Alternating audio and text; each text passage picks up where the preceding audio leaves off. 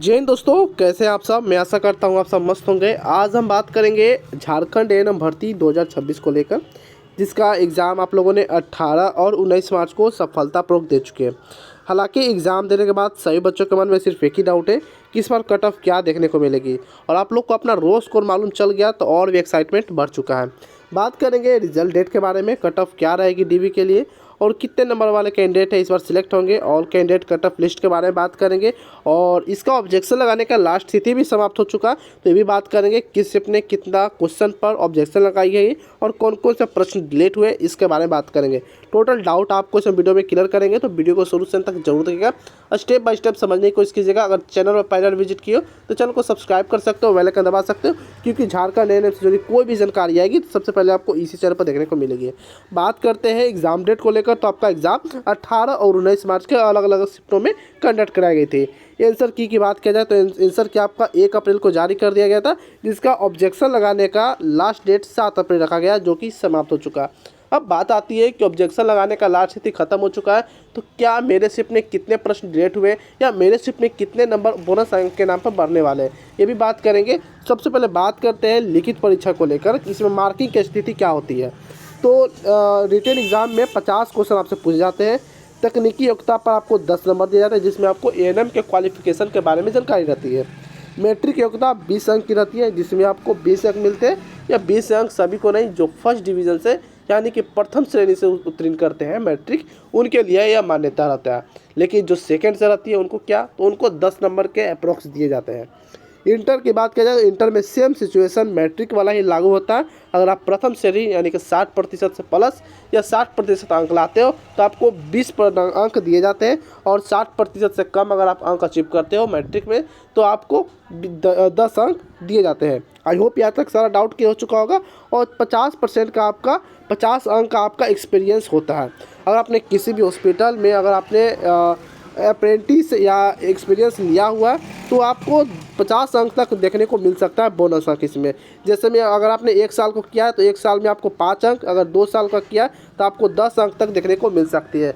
एक साल पर आपको 5 अंक का बोनस अंक इसमें आपको देखने को मिलती है। आई होप यहाँ तक आपका सारा डाउट क्लियर हो चुका होगा। फिर भी कोई डाउट बचे तो कमेंट सेक्शन के माध्यम से आप हमसे पूछ सकते हो। अब बात करते हैं कुल पोस्ट को लेकर, जो काफ़ी इंपॉर्टेंट हो जाती है कट ऑफ निर्धारित करने से पहले।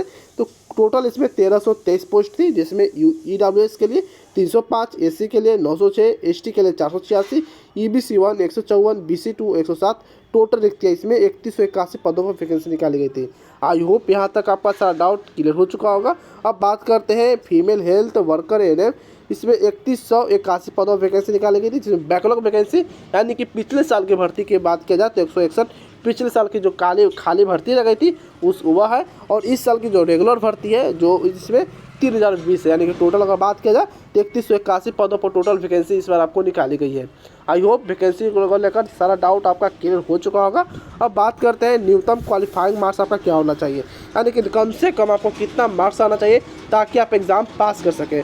तो एग्ज़ाम को पास करने के लिए, ना कि कट ऑफ को पास करने के लिए, आपको विभिन्न श्रेणियों के पास होने हेतु आवश्यक प्रतिशत होना जरूरी है। जैसे कि अगर आपने जनरल या ईडब्ल्यूएस से अगर बिलोंग करते हो तो 40%, बीसी 2 के लिए 36.5%, बीसी 1 के लिए 34%, और एससी या एसटी से अगर आप बिलोंग करते हो तो 32% आपको अंक लाना अनिवार्य हो जाती है। अगर आप इससे कम प्रतिशत अगर अचीव करते हो एग्जाम में तो आप आय के लिए पात्र नहीं कहलाओगे, आप पासिंग से भी नीचे चले जाओगे। आई होप यहाँ तक आपका सारा डाउट क्लियर हो चुका होगा। अब बात करते हैं शिफ्ट एनालिसिस को लेकर। काफ़ी इसमें बहुत से कैंडिडेट इसमें सवाल उठाते हैं। अब बात करते हैं आखिर क्या शिफ्ट की रही है। 18 मार्च की फर्स्ट शिफ्ट की बात किया जाए तो आपका हार्ड है, सेकेंड शिफ्ट मॉडरेट पूछी गई है, और थर्ड शिफ्ट की बात किया जाए तो मॉडरेट टू हार्ड। 19 मार्च के first shift moderate to hard, second shift hard and third shift आपको मॉडरेट देखने को मिलेगी। अब बात करते हैं किस शिफ्ट में कितना बोनस अंक देखने को मिल सकती है। तो देखिए, अगर 18 मार्च के फर्स्ट शिफ्ट की बात किया जाए इसमें लगभग 8 प्रश्नों पर ऑब्जेक्शन लगाई गई है। 50 में से 8 प्रश्न पर ऑब्जेक्शन लग चुकी है पहला शिफ्ट में। सेकेंड की बात किया जाए तो इसमें 5 प्रश्नों पर ऑब्जेक्शन लगा दी गई है। थर्ड शिफ्ट की बात किया जाए तो इसमें लगभग 2 प्रश्न पर ऑब्जेक्शन लगाई गई है। और 19 मार्च की बात किया जाए तो 19 मार्च के फर्स्ट शिफ्ट में आपको लगभग 6 प्रश्नों पर ऑब्जेक्शन लगाई गई है, और सेकेंड शिफ्ट में की बात किया जाए तो लगभग 3 प्रश्नों पर ऑब्जेक्शन लगाई गई है, और थर्ड शिफ्ट की बात किया जाए 19 मार्च की तो लगभग ये सबसे ज़्यादा 8 प्रश्नों पर ऑब्जेक्शन लगाए गए, यानी कि 8 प्रश्नों पर ऑब्जेक्शन लगाने वाली 2 शिफ्ट है। 18 मार्च का फर्स्ट शिफ्ट है, 19 मार्च का थर्ड शिफ्ट, या 2 शिफ्टों में 8 प्रश्नों पर ऑब्जेक्शन लगाई गई है। अब बात आती है कि कितने अंक मिल सकते हैं, तो विभाग पर निर्भर करता है वह कितने अंक को, कितने जो बोनस जो मिली है ऑब्जेक्शन, कितनों को मान्यता प्राप्त करता है, कितनों को रिजेक्ट करता है, वह विभाग पर है। फिर भी अगर एवरेज लेकर चलिएगा तो सब में 3 से 4 नंबर आपको बढ़ने की चांस बन जाती है।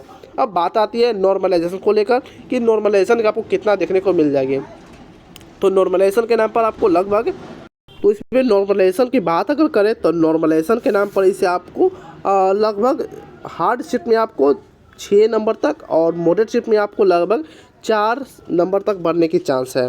आपका एग्ज़ाम हार्ड लेवल में कंडक्ट कराई गई थी, और कोई कोई ऐसे शिफ्ट थे जो मॉडरेट टू हार्ड है, लेकिन सभी एग्ज़ाम आपका हार्ड ही लेवल का अप्रॉक्स कंडक्ट कराई गई है। तो लगभग 4 से 5 अंकों तक आपको बढ़ने की चांस है नॉर्मलाइजेशन के नाम पर, क्योंकि इसमें 6 शिफ्टों में एग्ज़ाम हुई है, सभी शिफ्टों का पेपर अलग अलग था, तो इसमें नॉर्मलाइजेशन आपको देखने को मिल सकती है 4 से 5 अंक तक। आई होप यहाँ तक आपका सारा डाउट क्लियर हो चुका होगा। फिर भी कोई डाउट बचे तो कमेंट सेक्शन के माध्यम से आप हमसे पूछ सकते हो।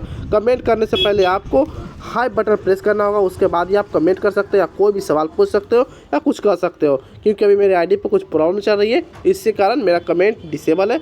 तो आप कमेंट करने के लिए हाई बटन प्रेस जैसे कीजिएगा वैसे कमेंट इनेबल हो जाएगा और आप कर सकते हो।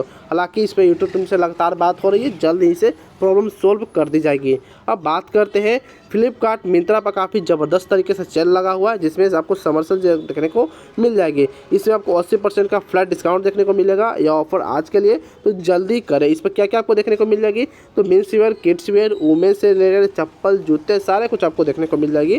जैसे कि आपको गर्ल्स वेयर भी देखने को मिल जाएगी, वुमेन वेयर, और इसमें साड़ी भी देखने को मिल जाएगी, कॉस्मेटिक क्रीम देखने को मिल जाएगी। तो बात करते हैं संभावित कट ऑफ इस बार आपको क्या देखने को मिलेगी। तो संभावित कट ऑफ में अगर आपने UR से है तो 38+ आपको अंक बढ़ रहा है, तो आप सेफ हो। EWS से 36, BC1 से 35 और BC2 से 33, SC के लिए 31, ST के लिए 30 नंबर के अप्रॉक्स में अगर आपका नंबर बन रहा है तो आप सेफ हो।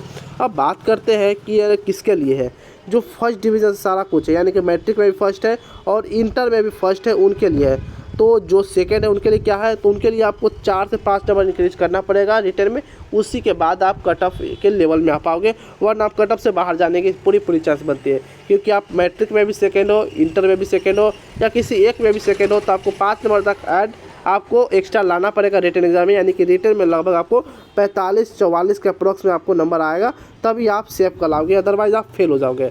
आई होप यहाँ तक आपका सारा डाउट क्लियर हो चुका होगा। फिर भी कोई डाउट बचे तो कमेंट सेक्शन के माध्यम से पूछ सकते हैं। तो चैनल पर पहली बार आए तो विजिट कर सकते हो।